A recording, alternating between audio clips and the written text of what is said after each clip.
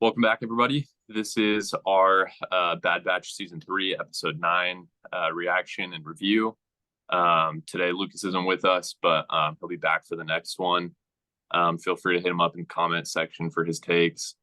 The way that we'll kind of open this up, we'll just start with kind of our initial reactions to the episode and then dive into some finer points. So I can kick us off. I think it was a strong episode. Fun to see Ventress come back. Obviously, that felt like the main, one of the main plot points in the episode. So I thought her return was good. I think they did her character justice, bringing her back in the show. And then as well, kind of we have this concept of the M count being a very big aspect of the show as well. But yeah, those are kind of my overall thoughts. Again, I haven't read the Ventress books like you have, Jason. So I'd love to hear your take on that and kind of your thoughts overall about the episode. So, I mean, take out the book. The episode was fine. Like, it was good. For anyone that hasn't read the book, whoa, Ventress, right? Yeah. But bring in the book, and you pretty much know somehow she came back to life. Like, there's somehow. And they mention it, which I want to get into a little bit later. They do have a little bit of dialogue that we can talk about. But yeah, overall, great episode. I thought they made Ventress look awesome. I thought her hairdo with the, whatever tat she's had on since season 1 of Clone Wars, and obviously I love the voice actress. She's also in Rebels. She's the Sith Temple voice as well. But yeah, great episode. Good to see Crosshair really be very protective of Omega as much as Wrecker and Hunter were.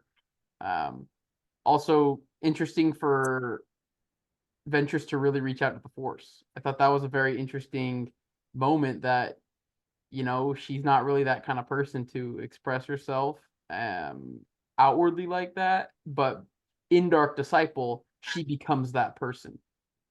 And so very cool to see it. But yeah. Yeah, no, I thought just touching on one point you brought up, I agreed. I liked her look a lot in the episode. Like the hair was kind of a cool change, right? Obviously kind of going back to what we see in like the flashbacks in Clone Wars when she's younger. And then I was looking at some pictures. There were a couple posts about her kind of appearance through the years. And yeah, she did have kind of those extra face markings and stuff. I don't know if those are tattoos or whatever, but it looked like she faintly had some of those in Clone Wars. But then now, for whatever reason, they're more pronounced. So I don't know if it's some type of tattoo or if it's just, like her specific species or whatever has like those features. But I thought overall it was a cool look. And then as well, yeah, I think she really towed the line. Like she obviously, for people that haven't read the book, right? You kind of think of Ventress as this kind of dark side assassin type character that she was throughout Clone Wars. Obviously, towards the end, she kind of shifts more towards like bounty hunter. But I think they were really intentional in the episode by not having her pull out her lightsaber too early, because I think that kind of gave her still this air of mystery of like, oh, she's kind of this dark side, like Force user. And then kind of her connection to Fennec Shand as well, right? Kind of gives her this air of like she's kind of a villain or some type of enemy. But then as, they kind of scuffle, things progress, and she pulls out her lightsaber, obviously showing off the yellow lightsaber, how she's not necessarily given into the dark side, but is kind of somewhere in between this kind of gray Jedi vibe. I thought that was super cool. So I was a big fan of that. Well, and continuation off of Clone Wars as well. Season 5, she helps Ahsoka. She helps Ahsoka see that they're not that different. They both got screwed over. Obviously she got to that point through becoming a bounty hunter, living on her own, that kind of stuff. But yeah, I completely agree. I love the reveal of the lightsaber. Definitely felt very Star Warsy. Yeah. When I liked kind of going along with that, obviously there was a few moments in the episode where you kind of have this scuffle between Wrecker, Hunter, and Crosshair against Ventress. And I was trying to like think about that in the context of the show. Obviously, you're rooting for the Bad Batch. The Bad Batch, they're like the main characters, but you have to realize it's like if you just put a clone up against a Jedi, like, or a Sith, like, they're gonna lose, right? So I felt like they did a good job of kind of honoring that these aren't just standard clones, right? These are like the Bad Batch that are like better than clones, but at the end of the day, they're probably going to lose to a Jedi or a Sith, right? But I think they did a good job in this episode of showing, like they're not just going to get wrecked by her, but they're also not showing that Ventress is a scrub, right? Which was kind of one of my problems early on with Bad Batch, like in the episode, I can't remember if it was season 1 or season 2 with Cad Bane. But when they brought Cad Bane in and they had him and Fennec Shand in it, and it was like Fennec kind of wrecked Cad Bane at a few moments, you're like, okay, bro, like this is a beloved Star Wars character. Don't just bring him in to water him down, right? So I feel like they brought her back while still kind of keeping the balance of power intact. So I appreciated that for sure. Yeah, I never made that connection because she is kind of a bounty hunter. So if they had made her like on Fennec's level, like if Fennec was able to take a hit, like to hit Ventress, like that would have rubbed everyone the wrong way. So I mean, it rubbed everyone the wrong way with Cad Bane. So Ventress is on another level than Cad Bane. So yeah, I totally get that. Yeah. So yeah, moving past that, I think one of the other big themes in the show was obviously the reason Ventress comes is because the batch is trying to get information on the M count, right? And what that means and why they're really searching for Omega. Um, and obviously our theories were all confirmed. The M count has to deal something with midichlorians, how much people have.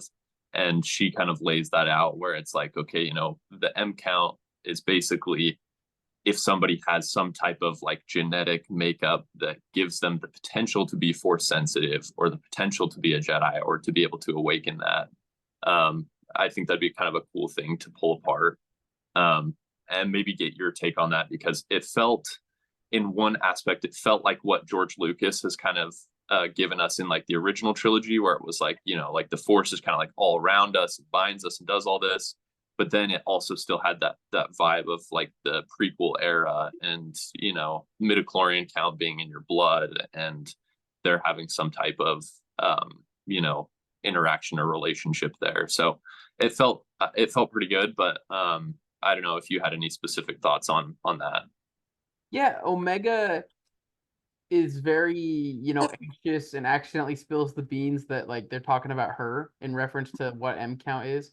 And Ventress is very quick to explain that like M count doesn't mean you're a Jedi. Like you need training. Like and she will never become a Jedi with what she's currently doing. She might be force sensitive more than others, but that they're completely separate things. And I think that's the difference between sequels and not sequels, original trilogy and prequels is there's so much order in the prequels with the Jedi Council and stuff that kind of like sets the bar for you to qualify and super official. And then in the original trilogy, it's like, oh, like obviously there's not very many Jedi, right? It's just Luke, the main character, but the concept of what the Force is way more holistic, and it what you said, it's that classic Obi-Wan line, binds us, penetrates us, that kind of stuff. So it was very cool for Ventress to break it down because they don't have tech for them to explain everything, right? So very, very interesting to watch her relationship with them because they were obviously pretty stone cold to her, but she has nothing and no quarrel with them. And so she was very, for being Ventress, she was very helpful, I felt like, in explaining and helping them understand what was their next step. Yeah. Well, and I'm glad you brought up that part because, that was, I think, what I was really feeling as well was it felt like it was kind of like it will appease, I think, all of the fans who are like, not everyone can be a Jedi. If you just have midichlorians, everyone has midichlorians, you're like, whatever. But that idea of like, maybe Omega does have a lot, like a high M count or whatever. Maybe even other members of the Bad Batch do as well. But like, just because you have that doesn't mean you're automatically a Jedi, right? And it's not like, okay, we're going to make every character in Star Wars a Jedi, just out of the blue. But it's like, okay, with the potential and with the training, then you can become a Jedi. And so another cool part about that, I thought that it was interesting that she specifically said, like, there's never been a clone that has had the Force, or there's never been like a clone Jedi, right? Yeah. From Camino. Um, I thought that was cool that she brought that up, but it did make me remember there's a specific Star Wars video game from back in the day that I had on DS, and it was Star Wars Battlefront, but for DS specifically. I don't know if you've ever played it, but the storyline for that game was actually really cool. Obviously, it's not canon, but basically, what happens in the game is you start out as a clone, but you're not actually a clone of Jango Fett. You're a clone of a Jedi. So, like before the Clone Wars, there's like a wounded Jedi that crashes on Camino, and like they heal the Jedi, whatever, but they actually take a portion of his blood and then make two clones of him, X1 and X2, and then you play through the Clone Wars as like part of the clone army. You do like Order 66 and stuff, but during Order 66, like your twin brother, I can't remember who you play as, you're either X1 or X2, but one of them dies or is like mortally wounded. And then you kill the Jedi or whatever, you kill your Jedi general, and then you go through the time span of the Empire, and then you discover that you're like you leave the clone army, right? But you discover that you're Force sensitive and you become a Jedi. And then it's cool because you play through kind of the Empire years, and you grow in like your knowledge and strength in like the Force. And then it turns out your twin brother, the other clone, is he also has the Force and survives, but like Darth Vader and the Emperor like get him and he turns to the dark side. So then, like, it basically follows the whole storyline of Star Wars, but it kind of just adds these two extra characters. So you're actually like kind of training with Luke on the side as like a clone Jedi, and then you have your other twin brother who's like a dark side user with like Vader and the Emperor and stuff, and then you fight each other in the end on Mustafar. So it's like pretty That's sick pretty game. sweet. That's pretty sweet. Yeah, I've never heard of that before. What's it called? it's called Star Wars Battlefront for DS. It's kind of an older game, but you'll have to look into it. It was pretty cool. So I thought that was interesting. As she's like, yeah, there's no Force sensitive clones, whatever. I was like, dang, good memories of Star Wars Battlefront on DS. But anyways, that kind of brought an interesting question as well. Like, obviously, Omega has a high M count. Other members of the Bad Batch could also have a high M count as well. At the end of the episode, there's still other things within the episode that we can pull apart, but there's kind of some comments made about, Omega's like, did I pass the tests? Did I do this? Basically, like, do I have this high M count? And Ventress kind of lies about it, at least to Omega or whatever, and is like, no, you don't. You're all good. And then obviously Hunter and Crosshair are like, obviously you're lying about this. So I don't know, like, what are your thoughts about that? Like, what do you think they're kind of pointing to, at least like moving forward with the season, or kind of with Omega's final destination? Well, she also says that nothing's gonna change unless she leaves with Ventress and trains. If she stays with them, she's never gonna reach that potential if there is any, right? Yeah. I just don't think. I think it's a common trend in Star Wars of watching the protagonist let go of something, and Hmm. in this case, it's the Bad Batch letting go of Omega. The whole 3 seasons of this have been keeping Omega safe, keeping her with them, and learning to take care of her, but love her and respect her as a member of the team. And now it's hard because Ventress is telling them, "Oh yeah, look what you just did. Okay, now I got. If you want her to ever see the potential as a Jedi or use the Force or something, then you'd never see her again, kind of thing. And you guys would just be back on your own. And I think it's super hard, especially for Crosshair recently, super hard for them to accept that because they've all sacrificed, but I don't think the right word is sacrifice. I think they've all invested in Omega. And Yeah. so sacrifice has a negative connotation, investment has a positive connotation. But I think they invested in her in the right way, and especially Crosshair recently, and now have very strong emotional ties to her. And obviously that's something that the the Jedi strived for was like no emotion, right? They could see past that, but like these are different times, right? And so I think we're gonna get to the point where Omega's gonna have to make a big decision on where she goes, whether it's with Ventress or not. I doubt it's with Ventress. I mean, it could be, but Omega's obviously gonna have to make a large choice that's gonna go into the future of the Star Wars content that we're about to see the next few years, and so it'll be interesting to see if she chooses to stay and be more of the clone type, kind of like Baby Yoda, Grogu, and stay with Mando, or if they're gonna, she'll choose to take a new path, whatever that is, whatever that ends up being. Yeah, I was kind of sad the way that the timing lines up because one thing that I was thinking about, and obviously it's not the case, the ages don't really line up. But I thought it could be fun if she was actually Shin Hati from Ahsoka, the Ahsoka TV show. I was like, okay, like in the realm of being a Star Wars fan, who it's always fun to just see like the little connections of people across like time and series, and oh, this is who this character is. I was like, that could have been like a cool like build and like reveal of this character's origin, but obviously the times don't really line up, and they don't have the accent. She's not a clone, like it makes sense, but could have been fun.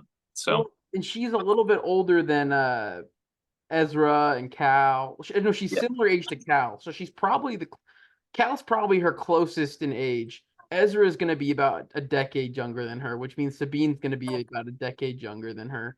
yeah, But yeah, that's kind of her time frame. yeah, no, definitely.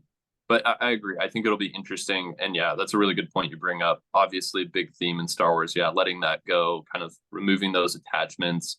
And, maybe the Bad Batch is holding Omega back in some way, or maybe she's holding them back, or vice versa. And so, how are they going to kind of grow and overcome that together? I think it'll be interesting to see. Um, but yeah, kind of just some other things, kind of high level, that I really liked about the episode. We had the different tests that Ventress did for Omega. Some of them kind of felt a little dumb and kind of redundant, but I liked the third test that she gave when they go out on the little boat in the ocean and they're like reaching out with the force to like the different creatures and stuff.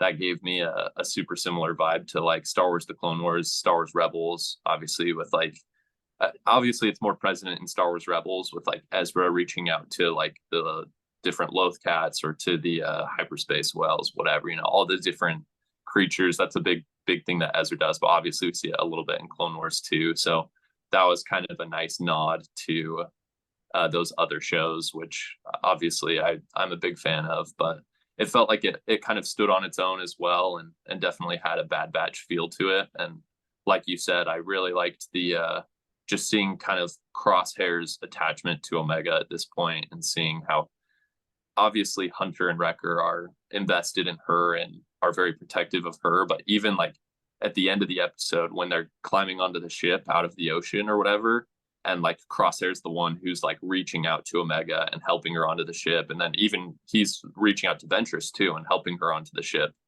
I think it just shows how far he's come as a character, and then as well the other members of the Bad Batch just being open to Omega's ideas more, because Omega's the one who's like, let's trust Ventress, and everyone else is like, no, you're just being naive. But they actually kind of value her opinion now, and they trust her to make decisions, and they kind of go along with that, even if it's not what they're thinking is the best move. So I thought that was cool to see in this episode. Yeah, I think one thing with Omega that is why she's kind of reeling in the fan base and kind of making her like a fan favorite now compared to like season one, where I was like, oh shoot, it's just clones and this girl that's ruining all their plans. Is Yeah, I think that she's just become more of a refined character in the sense of she's grown up enough to that when she has something to say, then she knows what she's talking about. And so it feels like a season 3 Ezra. Obviously, she's younger than that, but she's very capable. She's been in, Kamino and labs doing crazy science stuff for her entire upbringing.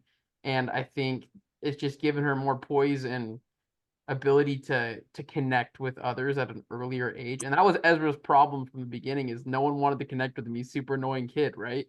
Like Yeah. Zeb hated him and was very loud about it for the entire first season.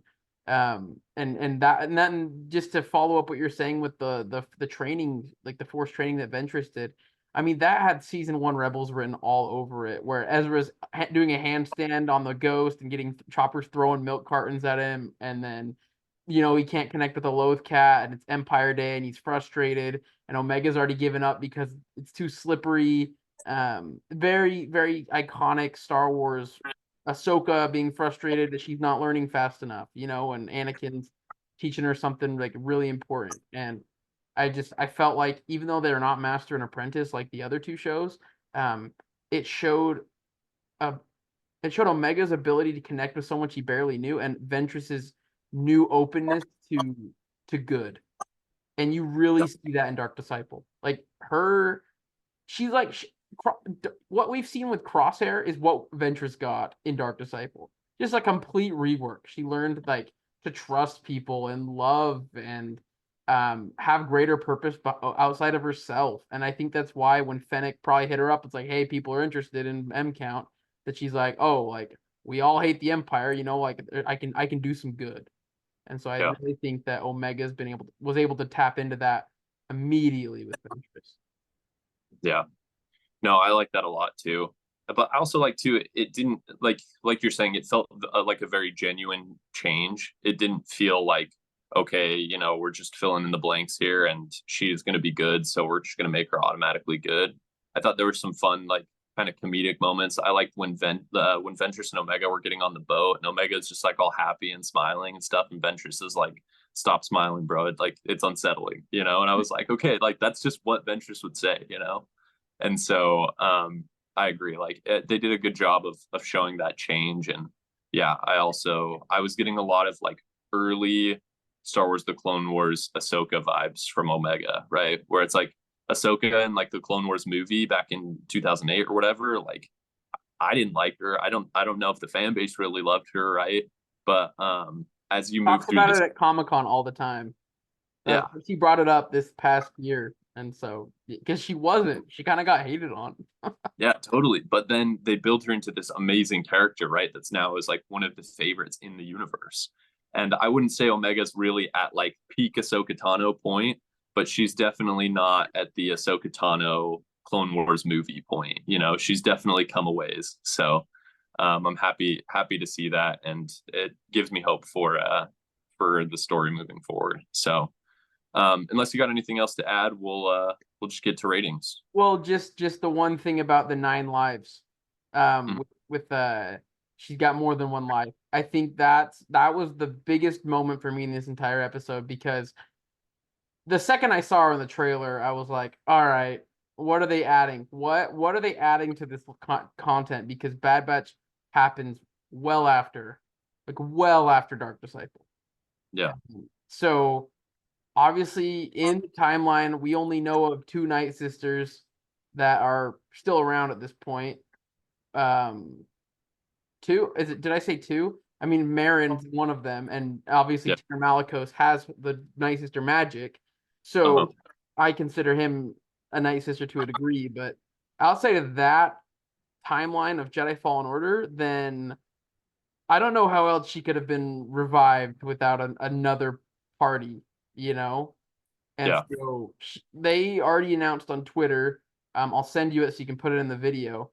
But they yeah. already officially announced like more content will be released, so that everyone can further understand how this is happening. So, Interesting.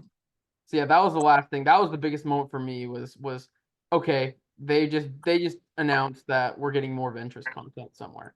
So Yeah, and I'm excited to see it. I think it'll be cool. So and they killed Darth Maul's revival, right? That was awesome. Like they really did a great job with it.